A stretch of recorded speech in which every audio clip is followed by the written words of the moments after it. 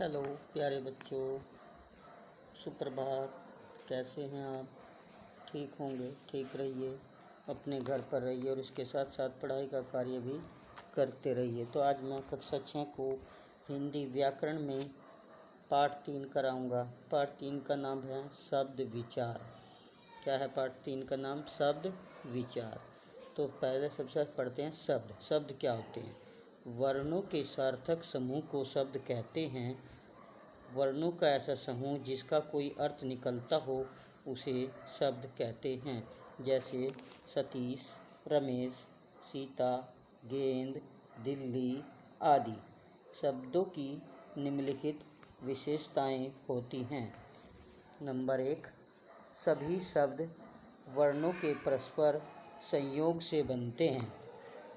सभी शब्द जो हैं वर्णों के परस्पर संयोग से अर्थात वर्णों के आपस में मिलने से बनते हैं। नंबर 2, प्रत्येक शब्द का कुछ न कुछ अर्थ होता है। नंबर 3, शब्दों से ही वाक्य बनते हैं। यानी वर्ण सबसे छोटी इकाई, वर्णों को मिलाकर शब्द बनते हैं और जब शब्दों को मिला दिया जाता है तो फिर वाक्य बन जाते हैं। शब्दों से ही वाक्य बनते हैं। तो यहाँ दिखाई दे हैं लड़की, पुस्तक, तोता। यानी ऊपर दिए गए चित्रों में लड़की, पुस्तक और तोता शब्द ऐसे हैं जो कई वर्णों के मेल से बने हैं। इन सब का कुछ न कुछ अर्थ निकलता है। इसके बाद आता है शब्द भेद। शब्दों के भेद कितने हैं भाई? नंबर 1, रचना अथवा व्युत्पत्ति के अनुसार शब्द भेद। अब रचना के आधार पर शब्द 3 प्रकार के होते हैं। रचना के आधार पर शब्द 3 प्रकार के होते हैं: रूढ़ शब्द, यौगिक शब्द तथा योग रूढ़ शब्द। रचना के आधार पर कितने प्रकार के शब्द हुए? 3 प्रकार के। सबसे पहला रूढ़ शब्द, यौगिक शब्द और योग रूढ़ शब्द। अब नंबर 1 आता है रूढ़ शब्द। नंबर 1, रूढ़ शब्द परंपरा से चले आ रहे ऐसे शब्द जो सामान्य प्रचलित अर्थ को प्रकट करते हैं परंतु इनके खंड अथवा टुकड़े कर दिए जाएं तो कोई अर्थ नहीं निकलता, रूढ़ शब्द कहलाते हैं। क्या कह रहे हैं? परंपरा से यानी पहले से ही चले आ रहे हैं ये शब्द जो सामान्य प्रचलित अर्थ को प्रकट करते हैं परंतु अगर इनके हम टुकड़े कर दिए जाएं, इन्हें तोड़ दिया जाए तो इनका कोई अर्थ नहीं निकलता, तो उन्हें क्या कहते हैं हम? रूढ़ शब्द। जैसे माला, माँ जमा ल, माल यानी माल पहला शब्द है माल। माँ जमा ल, अगर दोनों का अलग अलग देखें अर्थ, माँ और ल, कोई अर्थ नहीं निकलता जब तक दोनों को एक साथ नहीं जोड़ा जाता। तो दीवार, दी जमा वार, दिन, दी जमा न, दिन, रात, रा जमा त, रात। अब आता है यौगिक शब्द। 2 सार्थक शब्दों के योग से बनने वाले शब्द यौगिक शब्द कहलाते हैं। 2 सार्थक, सा माने साथ, अर्थक अर्थ, जिनका कोई अर्थ निकलता हो तो उनको कहते हैं यौगिक शब्द। 2 सार्थक शब्दों के योग से बनने वाले शब्द यौगिक शब्द कहलाते हैं। जैसे हिमालय, हिम जमा आलय, हिम बर्फ, आलय माने घर, बर्फ का घर अर्थात हिमालय। रसोई घर, रसोई जमा घर, रसोई के लिए घर, रसोई घर। पाठशाला, पाठ जमा शाला। परोपकार, पर जमा उपकार, पर जमा उपकार। अब नंबर नेक्स्ट, योग रूढ़ शब्द। क्या होते हैं योग रूढ़ शब्द? जो यौगिक शब्द अपने सार्थक अर्थ के लिए प्रयुक्त न होकर एक विशेष अर्थ के लिए प्रयुक्त होते हैं उन्हें योग रूढ़ शब्द कहते हैं। यानी अपना अर्थ छोड़कर किसी अन्य अर्थ में प्रयुक्त हो जाते हैं, बट जाते हैं, तो उन्हें योग रूढ़ शब्द कहते हैं।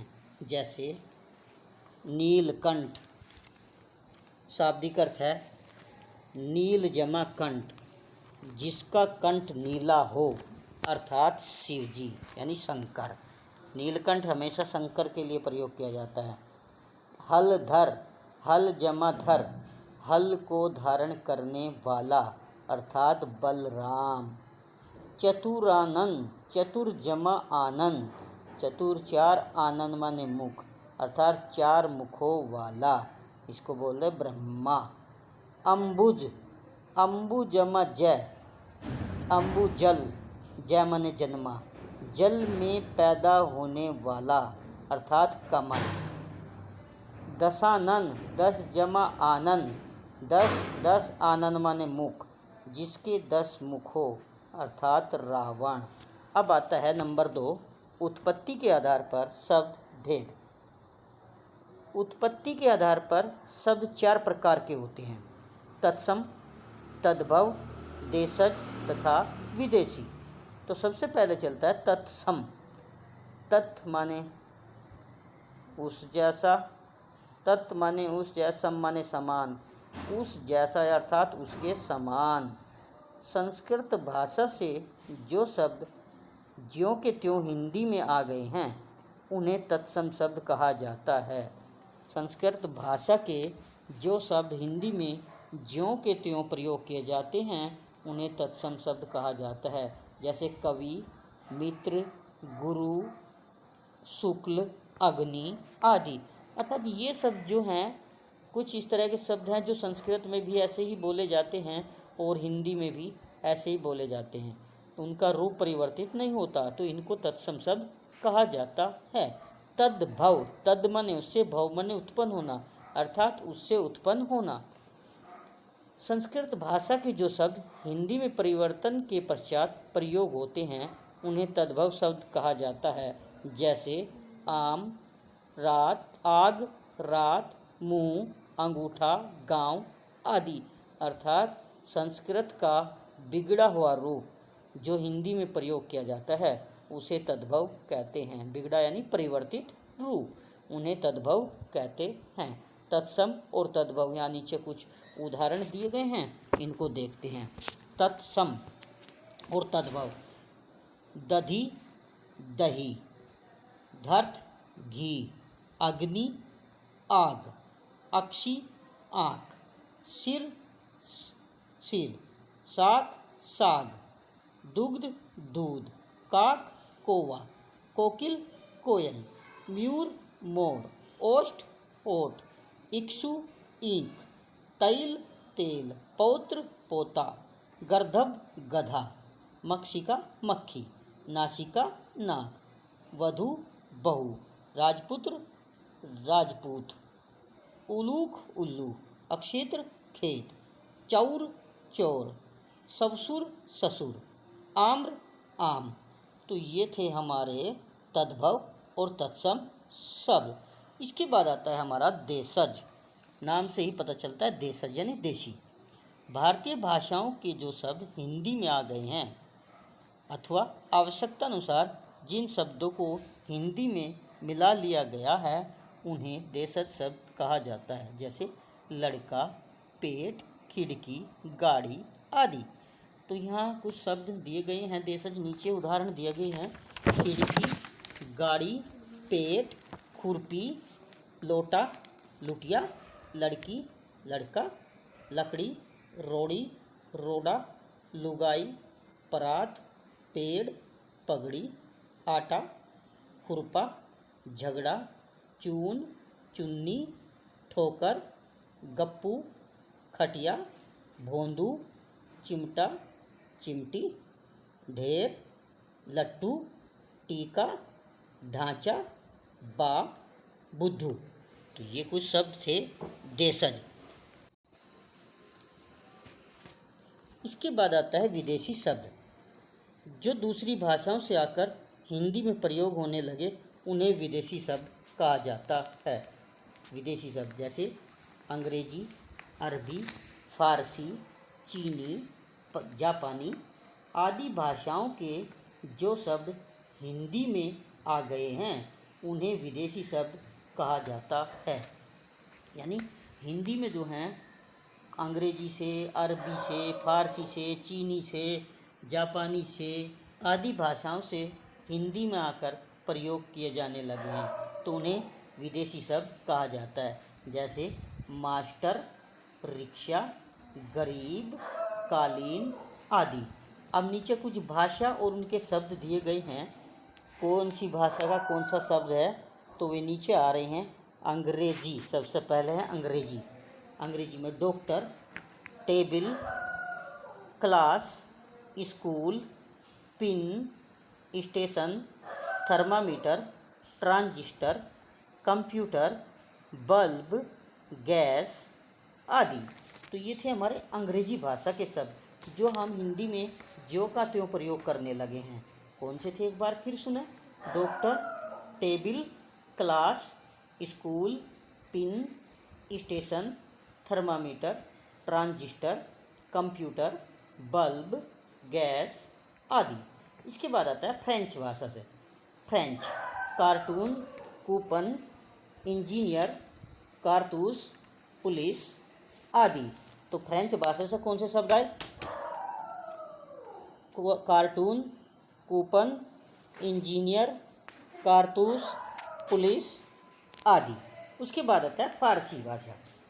आदमी, दाग, आबादी, करिश्मा, खुशी, गल्ला, अंगूर, अंजाम आदि। इसके बाद आता है अरबी भाषा से।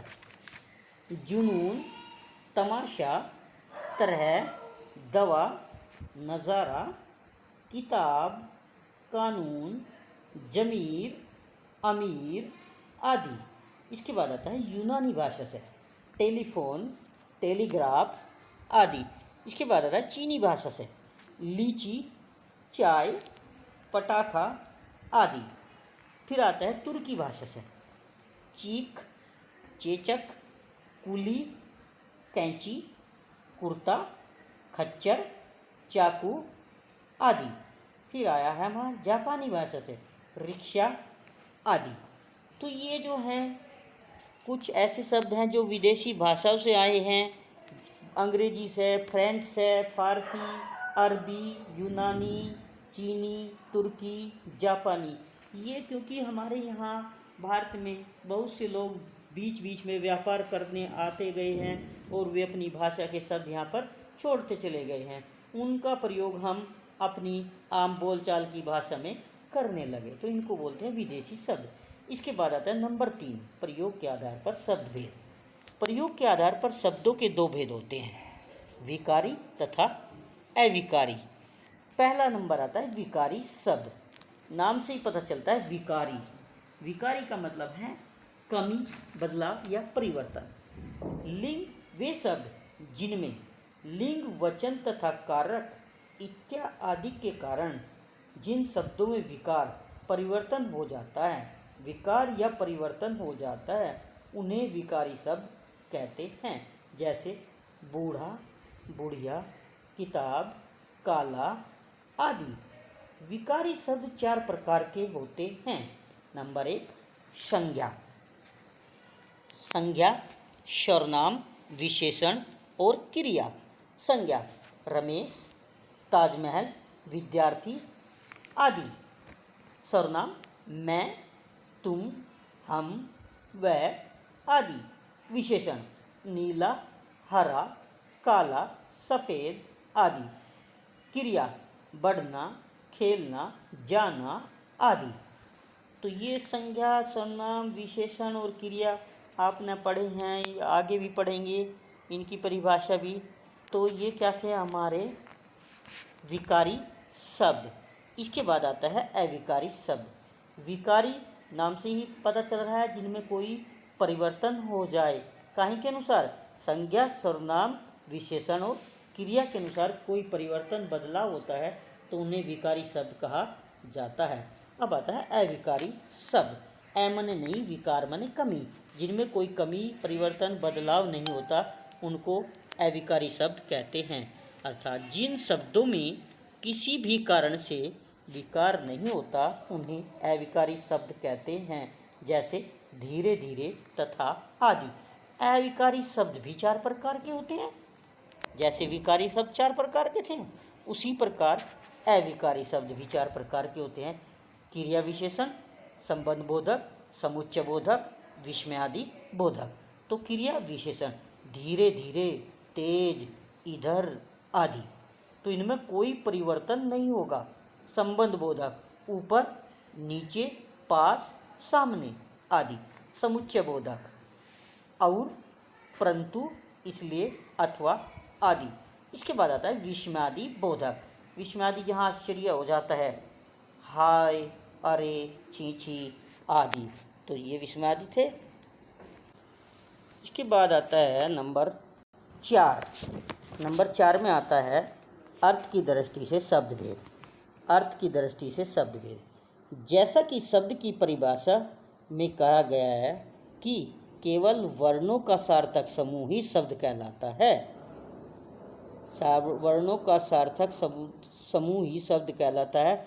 इस दृष्टि से तो शब्द का कोई और भेद नहीं होता, किंतु समस्या यह आती है कि वर्णों के निरर्थक जमा अर्थक अर्थात जिसका कोई अर्थ न हो, निरर्थक समूह को क्या नाम दिया जाए। इसलिए सुविधा के लिए अर्थ की दृष्टि से शब्द के 2 भेद कर दिए गए हैं, सार्थक तथा निरर्थक। अर्थ की दृष्टि से शब्द के कितने भेद हैं? 2, सार्थक और निरर्थक।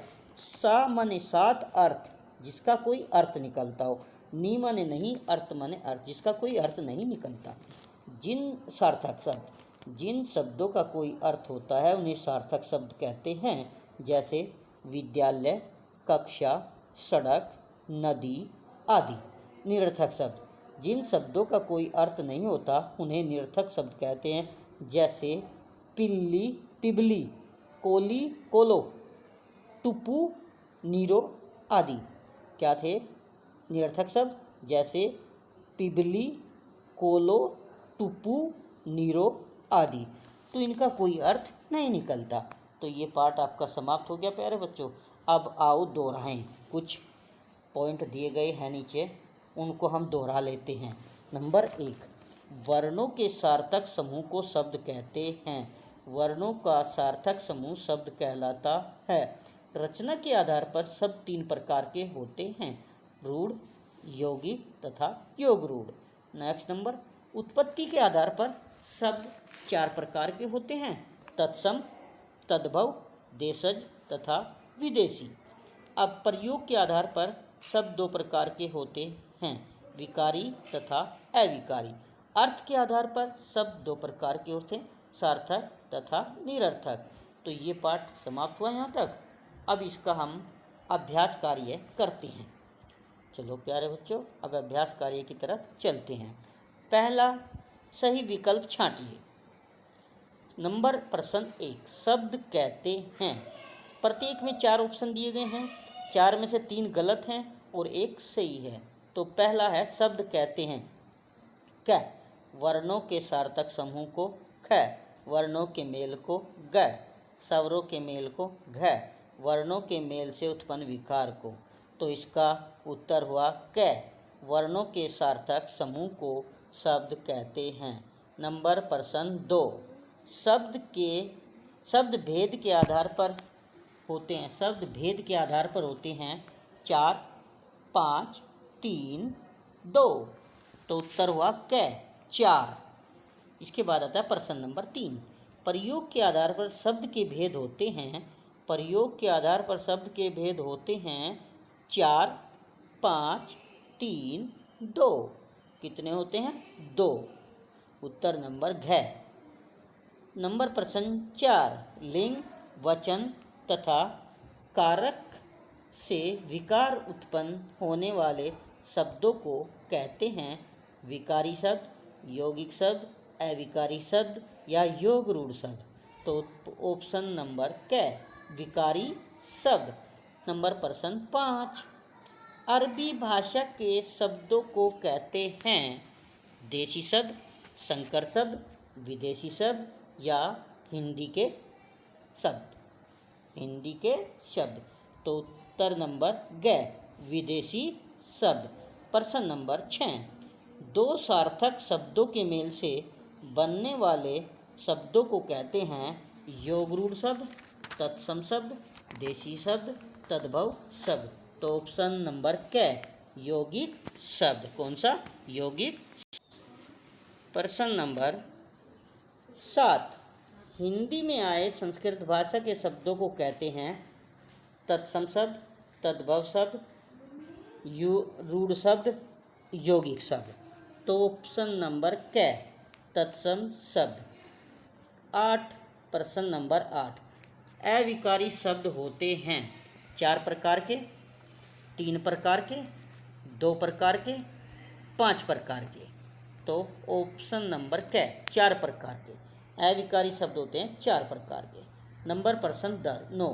दशानन है यौगिक शब्द, रूढ़ शब्द, देशज शब्द, योग रूढ़ शब्द। तो कौन सा? ऑप्शन नंबर घ योग रूढ़ शब्द। प्रश्न नंबर 10। पाठशाला है यौगिक शब्द, तत्सम शब्द, विदेशी शब्द या फारसी शब्द। तो पाठशाला है क यौगिक शब्द। प्रश्न नंबर 11। धीरे धीरे है क क्रिया विशेषण, तत्सम शब्द, विकारी शब्द या देशज शब्द। तो ऑप्शन नंबर क क्रिया विशेषण। तो प्यारे बच्चों, ये पाठ पूरा हुआ। इसके प्रश्न उत्तर रह गए, ये नेक्स्ट वीडियो में कराए जाएंगे। और जो भी आपको कार्य दिया जाए उसको स्वच्छ अपनी नोटबुक में उतारें और उसको आप याद भी करते रहें, क्योंकि आपका टेस्ट भी होना है, एग्ज़ाम भी हैं, अभी आपके पास डेट शीट भी पहुंच गई होगी। तो आप अपना कार्य करते रहें। तब तक के लिए प्यारे बच्चों, धन्यवाद।